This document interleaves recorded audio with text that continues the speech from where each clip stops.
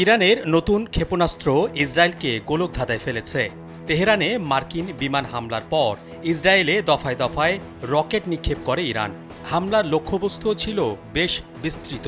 সিরিয়ার দখলকৃত Golan Heights অঞ্চল থেকে শুরু করে আপার গ্যালিলি, আবার উত্তর ও মধ্য উপকূলীয় এলাকা পর্যন্ত বিস্তৃত অংশে হামলা চালানো হয়েছে।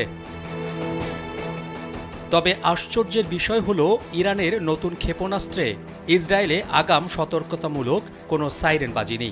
এতে হতাহতের সংখ্যা অনেক বেশি হয়েছে। এই প্রথম এমন ঘটনা নিয়ে নতুন আতঙ্ক দেখা দিয়েছে ইসরায়েলে। এই খবর জানিয়েছে টাইমস অফ ইসরায়েল। দেশটির হোম ফ্রন্ট কমান্ড ঘটনাটি তদন্ত করছে বলে জানিয়েছে ইসরায়েলি গণমাধ্যম।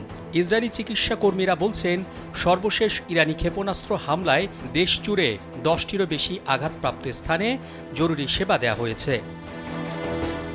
ইরানি সংবাদ মাধ্যম জানিয়েছে, ইসরায়েলের সর্বশেষ হামলায় ইরান খাইবার ক্ষেপণাস্ত্র ব্যবহার করেছে। খাইবার ক্ষেপণাস্ত্রটি ইরানের ক্ষেপণাস্ত্র ভাণ্ডারের সর্বশেষ মাঝারি পাল্লার ব্যালিস্টিক ক্ষেপণাস্ত্রগুলোর মধ্যে একটি। এটি আনুষ্ঠানিকভাবে খোররাম শাহ 4 নামে পরিচিত। এই অস্ত্র ইরানের দেশীয় উৎপন্ন খোররাম শাহ ক্ষেপণাস্ত্র সিরিজের 4th জেনারেশন।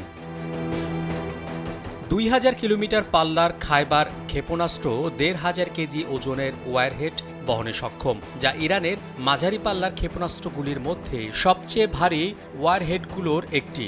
তরল জ্বালানি চালিত এই ক্ষেপণাস্ত্রটিকে উড়ন্ত অবস্থাতেই নিয়ন্ত্রণ করা যায়। এর পাশাপাশি বায়ুমণ্ডলের বাইরে ওয়ারহেডের গতিপথ সামঞ্জস্য করার সক্ষমতাও রয়েছে এই ক্ষেপণাস্ত্রটির। ইরানে নির্মিত এর আগে ক্ষেপণাস্ত্রগুলোর তুলনায় অনেকটাই নির্ভুলভাবে লক্ষ্যবস্তুতে আঘাত হানতে সক্ষম এটি।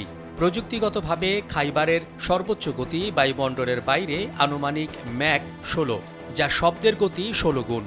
প্রযুক্তিগতভাবে এই ক্ষেপণাস্ত্র এতটাই শক্তিশালী যে প্রচলিত আকাশ প্রতিরক্ষা ব্যবস্থা দিয়ে এই ক্ষেপণাস্ত্র আটকানো বেশ কঠিন।